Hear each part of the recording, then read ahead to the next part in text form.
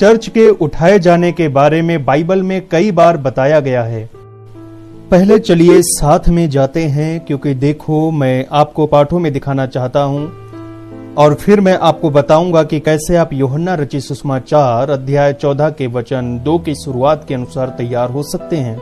वचन 3 पर ध्यान दो, और अगर मैं जाता हूं और तुम्हारे लिए स्थान तैयार करने जाता हूं, फिर आकर तुम्हें अपने यहां ले जाऊंगा कि जहां मैं रहूं वहां तुम भी रहो। अब प्रभु का दूसरा आगमन 2 चरणों में है। स्टेज नंबर 1, वह अपनी कलीसिया के लिए आ रहा है। पहले हम सभी उससे हवा में मिलेंगे। पृथ्वी इसे नहीं जानती है, वह पृथ्वी पर नहीं आ रहा है, उसके पैर जैतून की पहाड़ी को नहीं छुएंगे। ये दूसरे चरण में होगा। वह पहले बादलों पर आएगा और हम उससे हवा में मिलेंगे और बदल जाएंगे। जब आप पढ़ते हो और ये होने जा रहा है, मैं विश्वास करता हूं ये बहुत ही जल्दी होगा। प्रभु का क्या मतलब है जब उसने कहा कि वह रात में चोर के समान आएगा, क्योंकि उठाए जाने की घटना अचानक होने वाली है। उसका लौटना दिखाई देगा। ये दूसरा चरण है, ताकि लोग जाने ये आ रहा है, क्योंकि पृथ्वी पर उससे पहले सभी विपत्तियां आएंगी। लेकिन हम उसके बारे में आज बात करने नहीं जा रहे हैं, इसलिए हम रैप्चर के बारे में बात करने जा रहे हैं। इसलिए यूहन्ना 14 के 3 में प्रभु कलीसिया से बातें करता है, ना कि विधर्मियों से। उसने कहा, मैं तुम्हारे लिए स्थान तैयार करने जा रहा हूं, मतलब कि कलीसिया, मैं अंतिम दिनों में दोबारा आऊंगा और तुम्हें ऊपर उठाऊंगा, तुम्हें अपने पास बुलाऊंगा। इसलिए प्रभु के आगमन के साथ संसार के न्याय के समय आपको कुछ करने की जरूरत नहीं है। वह स्वयं कलीसिया को लेने के लिए आ रहा है, ताकि जहां मैं रहूं वहां तुम भी रहो। आपको पता है, रैप्चर के कारण को जानना एक बड़ी हेडलाइन है। यीशु आपको याद करते हैं और आपके साथ रहना चाहते हैं। It's that simple. Okay? आपको पता है प्रभु कलीसिया के साथ रहना चाहता है। उसने यूहन्ना 17 में क्या प्रार्थना की है? मैं उस दिन उनके साथ रहूंगा जिसे तूने मुझे दिया है। वह हमारे साथ होना चाहता है।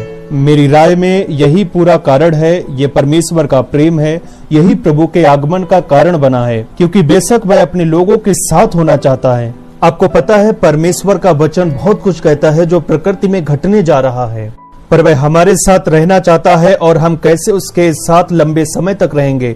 बाइबल की अंतिम प्रार्थना को सुनो। अच्छा, अंतिम प्रार्थना क्या है? प्रभु यीशु शीघ्र आ रहा है। कलीसिया हमारे उद्धारकर्ता के साथ रहना चाहती है। Hallelujah. All right, now.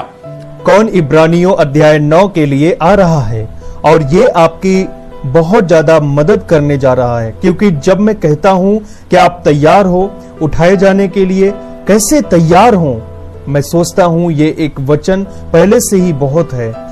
ये कहता है कि वैसे ही मसीह भी बहुतों के पापों को उठा लेने के लिए एक बार बलिदान हुआ, और जो लोग उसकी बाट जोते हैं उनके उद्धार के लिए दूसरी बार बिना पाप उठाए हुए दिखाई देगा। इसलिए अभी बहुत से ऐसे लोग हैं जो प्रभु की खोज में नहीं है। आपको पता है, पतरस ने कहा, Well, they're going to mock his we've heard that before.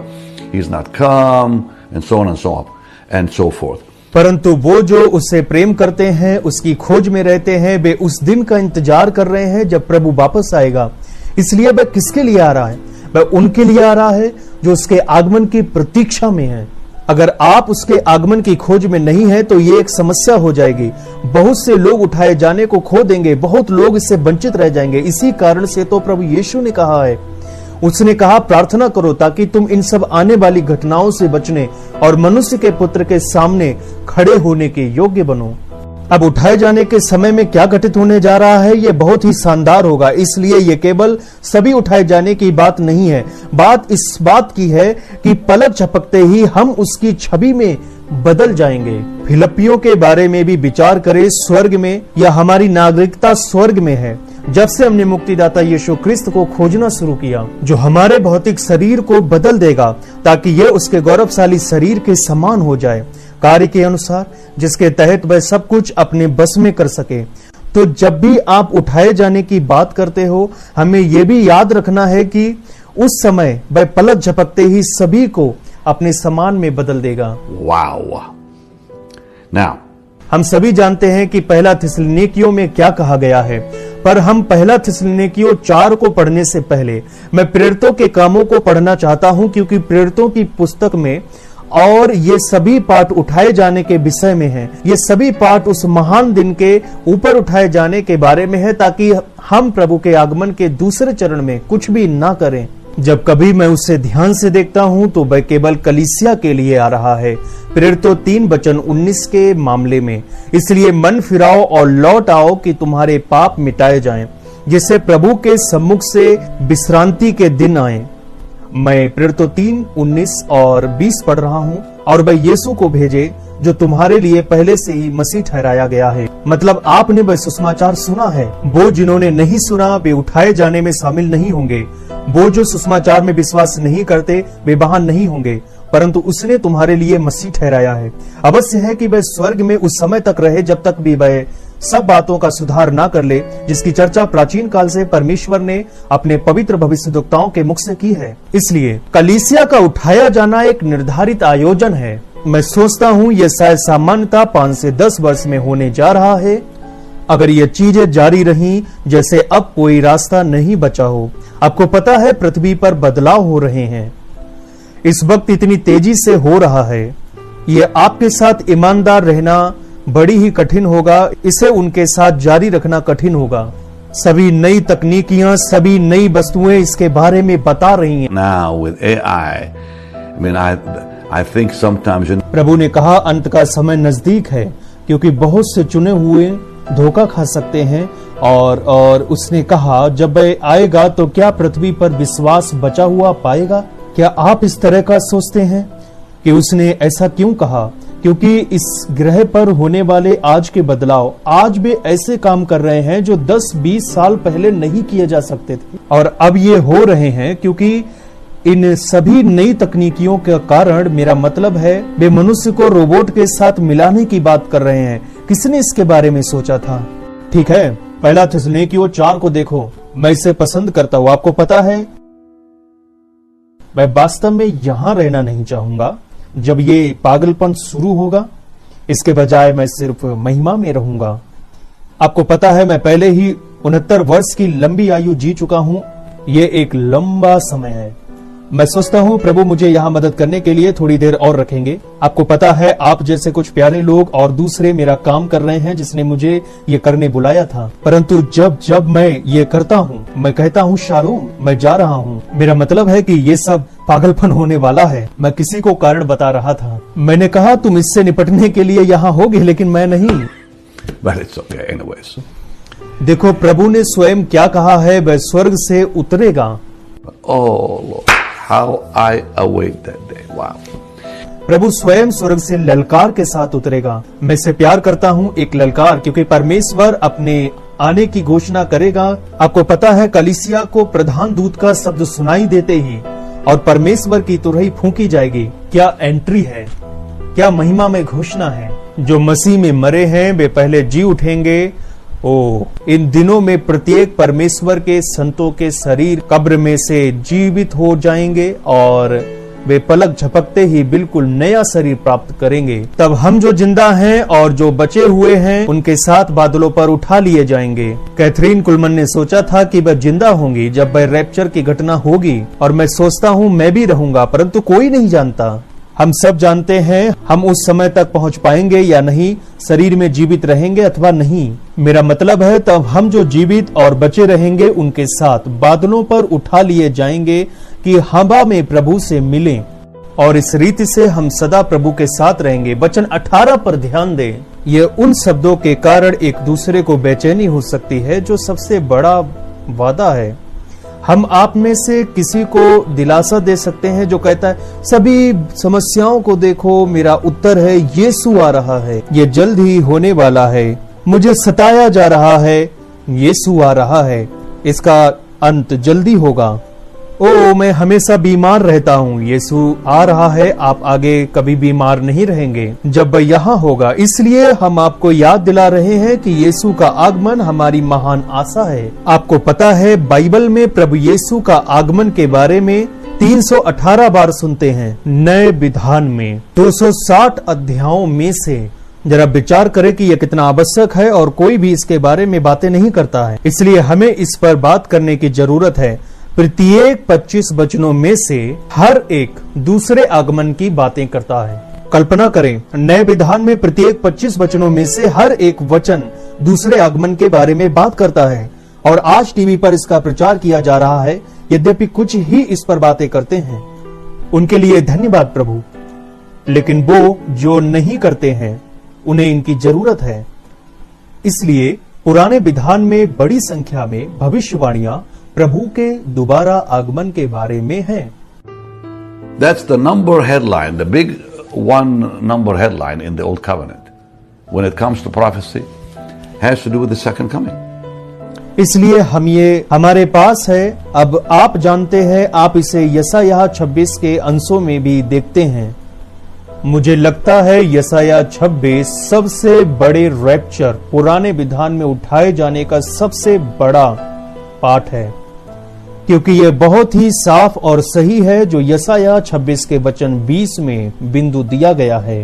हे मेरे लोगों, आओ अपनी अपनी कोठरी में प्रवेश करके किवाड़ों को बंद करो। थोड़ी देर तक, जब तक क्रोध शांत ना हो जाए, तब तक अपने को छिपा रखो। इसलिए क्यों उस अदृश्य परमेश्वर ने अपने लोगों को ऐसे कहा कि हे मेरे लोगों, आओ अपनी कोठरी में प्रवेश करो। ये जड़ 7 वर्षों का है। परिणाम यह है, और यहाँ इसका कारण है, क्योंकि देखो यहोवा पृथ्वी के निवासियों को अधर्म का दंड देने के लिए अपने स्थान से चला आता है। वह संतों को दंड देने नहीं आ रहा। यह कहता है कि प्रभु पृथ्वी के निवासियों को अधर्म का दंड देने के लिए चला आता है और पृथ्वी अपना खून प्रकट करेगी और घात किए हुए को और अधिक न छिपा रखेगी। मतलब फिर कब्रें पर्याप्त न होंगी मृतकों को दफनाने के लिए। अब यह संभव है जब लोग ये कहते हैं कि हम विश्वास करते हैं कि उठाए जाने से गुजरने वाला है। नहीं, यह प्रभु का स्वभाव नहीं है। मेरा मतलब है कलेश के माध्यम से मुझे कहना चाहिए। It's not God's nature. It's not God's nature to punish the righteous. मेरा मतलब है मुझे कहना चाहिए कलेश के माध्यम से। अब्राहम ने प्रभु से कहा, उसने कहा, क्या तू सचमुच दुष्ट के संग धर्मी का भी नाश करेगा? और प्रभु ने कहा, मैं 10 के कारण भी उसका नाश न करूंगा। लेकिन आपको मालूम है वहां तो 3 भी नहीं थे। अच्छा, आपके साथ ईमानदार होने को 5 भी नहीं, यहाँ तो बहुत थोड़े थे। परंतु सोचें, मेरे साथ सोचें, कितनी बार हमने बाइबल में इसे पढ़ा होगा कि प्रभु धर्मियों का न्याय नहीं करेगा और बुराई को उसी समय। स्वर्गदूत ने लूत से कहा, उसने कहा, जब तक तू बाहर नहीं निकल जाएगा मैं इसे नष्ट नहीं कर सकता। अथवा बाइबल कहती है परमेश्वर ने हमें अपने क्रोध के लिए नहीं ठहराया है। अच्छा, इस्राएल और मिस्र पर विचार करें। मैं सोचता हूँ उसने पूरे मिस्र में गोसेन को सबसे बड़ा उदाहरण बनाया। जब परमेश्वर ने मिस्र की पूरी भूमि को नष्ट कर दिया था, केवल कुछ दूर मील परमेश्वर ने उन मिस्रियों तथा अपने धर्मी लोगों के बीच में अंतर को रखा था। इसलिए यहाँ तो बहुत सारे ऐसे पाठ हैं जो इसके बारे में बात करता है। इसलिए तीतुस अध्याय 2 में धर्मी को कोई दंड नहीं दिया जाएगा। इसलिए मुझे कलीसिया के उठाए जाने में विश्वास है। हालांकि आपको पता है बाइबल में तीतुस अध्याय 2:13 में महान दिन ऊपर उठाए जाने को बताया नहीं गया है। ये कहता है उस धन्य आशा की, अर्थात अपने महान परमेश्वर और उद्धारकर्ता यीशु मसीह की महिमा के प्रकट होने की बाट जोहते रहें। वाव, बहुत शानदार। So wonderful. Now, let me show you something else. कि कैसे मैं और आप तैयार हों। तैयार होने के लिए हमें क्या करना होगा? चलिए पहला यूहन्ना को देखें। मैं ये सोचता हूं यहां मेरे अनुसार ये एक चाबी है। पहला यूहन्ना 2:28 वास्तव में शक्तिशाली है और ये वचन कहता है कि अतः हे बालकों उसमें बने रहो कि जब वह प्रकट हो तो हमें हियाव हो और हम उसके आने पर उसके सामने लज्जित ना हो। अब छोटे बालकों ये उठाए जाने के बारे में बात करता है क्योंकि यह कलीसिया से बात करता है। वह कहता है हे बालकों, वह किसी मूर्ति पूजक से बात नहीं कर रहा है। दुनिया उसका पालन करते हुए ऐसा नहीं कर सकती। लगातार प्रभु की उपस्थिति में बने रहना ही रात्रि में चोर के समान आने वाला उस महिमामय दिन के लिए तैयार होने की चाबी है। इसलिए ये कहता है, अगर हम उसमें बने रहें, हम उसके सामने शर्मिंदा नहीं होंगे। बहुत से होंगे जो प्रभु के आगमन के लिए तैयार नहीं होंगे और बहुत से इसे खो देंगे और एक बड़े कलेश से गुजरेंगे और उनमें से बहुत मारे जाएंगे, मसीह विरोधी द्वारा मारे जाएंगे। और प्रभु ने बाइबल में बहुत सी चेतावनियां दी हैं। उसने कहा, लूका 21:36 की तरह प्रार्थना का उदाहरण को देखो। उसने कहा, जागते रहो। आपको पता है, चलिए इसे पढ़ते हैं क्योंकि ये बहुत शक्तिशाली है। We are to do it always, not just one time, here and there. So when you read this verse, it's like, okay, I'm getting it. जागते रहो और हर समय प्रार्थना करते रहो। सिर्फ एक दिन नहीं, एक सप्ताह नहीं, एक महीना नहीं, हर समय प्रार्थना करते रहो कि तुम इन सब आने वाली घटनाओं से बचने, मनुष्य के पुत्र के सामने खड़े होने के योग्य बनो। इस पर विचार करें कि पृथ्वी एक भूकंप के साथ नष्ट हो जाएगी। इस पर विचार करो, सभी द्वीप गायब हो जाएंगे, पर्वत गायब हो जाएंगे, लाखों लाख लोगों के शरीर कैंसर, फोड़ों, ट्यूमर से पीड़ित होंगे, सैकड़ों लाखों लोग महामारी से, युद्धों से मर जाएंगे, अकाल से मारे जाएंगे और महाकलेश के पिछले 3.5 वर्षों में और भी अधिक पूर्ण तबाही होगी। और फिर भी प्रभु यहाँ हमारे लिए रास्ता निकाल रहा है। जागते रहो, सावधान रहो, सो मत, देखो क्या आ रहा है। जागते हो, जानते हो क्या आ रहा है। समय के चिन्हों को पहचानो और हमेशा प्रार्थना करते रहो ताकि तुम इन सब आने वाली घटनाओं से बचने और मनुष्य के पुत्र के सामने खड़े होने के योग्य बनो। मत्ती 25 में वह 10 बुद्धिमान कुमारियों के बारे में बात करते हैं जो तैयार थीं और दूल्हे से मिलने गईं, और फिर यह कहता है उनमें से आधी अंदर गईं और द्वार बंद हो गया। वाह! इसलिए प्रभु में विश्वास करें ताकि हम अंदर जा सकें। आपको पता है, सकरा है वह रास्ता जो जीवन की ओर जाता है, चौड़ा है वह रास्ता जो विनाश की ओर जाता है। क्या मैं आपको कुछ बता सकता हूं कि मैं समझता हूं मैं गलत हो सकता हूं, मैं गलत हो सकता हूं। मैं सोचता हूं उन लोगों में से आधे अंदर नहीं जाएंगे, आधे वे जो अपने को मसीही कहते हैं, क्योंकि 10 बुद्धिमान और 10 मतदाता। यहाँ ये याद रखें, बाइबल में उस दृष्टांत ने उनमें से आधे अंदर नहीं गए। प्रभु हमें चर्च के भविष्य के बारे में एक अंतर्दृष्टि दे रहे हैं। I'm not saying, I'm right. I could be way off. लेकिन मैं सकरे मार्ग के बारे में सोचता हूं।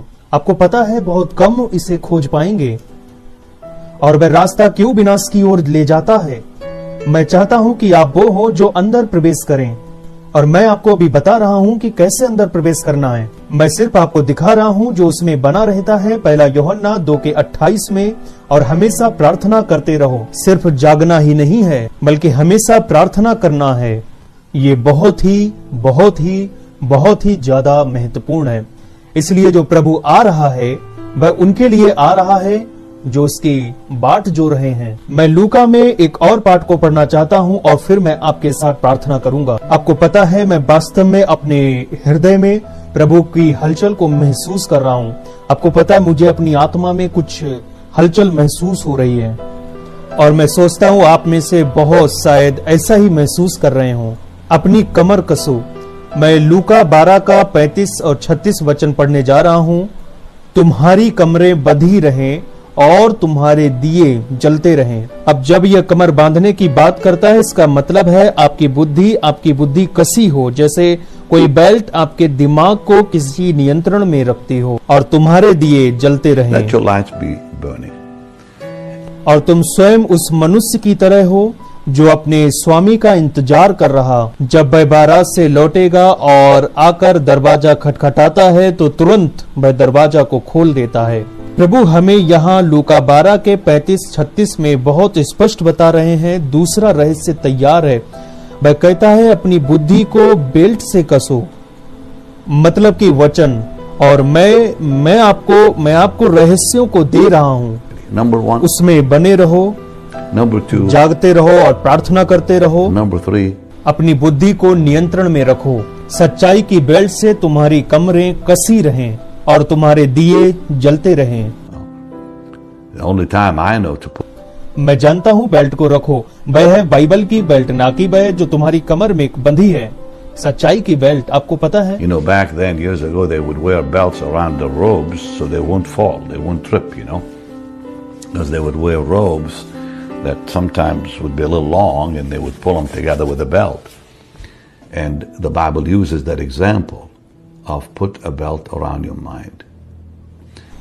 पिता यीशु मसीह के नाम में उन्हें तैयार कर, लोगों जल्दी आओ, ये बहुत महत्वपूर्ण है। अपने हाथों को मेरी तरफ करो, मैं अपने हाथों को फैलाता हूँ और मेरा हृदय आपकी ओर है। प्रभु उन्हें तैयार कर, हम सभी को तैयार कर, ताकि हम लोग उस महान दिन को खो ना दें। आपने कहा आप रात को एक चोर के समान आएंगे।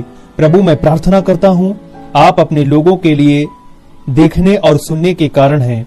अभी आप में रहे, जैसा ये पहला यूहन्ना 2 अध्याय में आपका वचन कहता है। मैं प्रार्थना करता हूँ जागते रहने और प्रार्थना करने की भूख बढ़ा, और प्रभु इनकी इसमें मदद कर अपने सत्य का वचन उनकी बुद्धि और जीवन के चारों ओर रखते, ताकि वे दियों के समान चमकते रहें, यीशु मसीह के नाम में। पिता मुझे सुनने वाला कोई भी, हम में से कोई भी रैप्चर से नहीं चूकेगा, यीशु के महिमामय नाम में।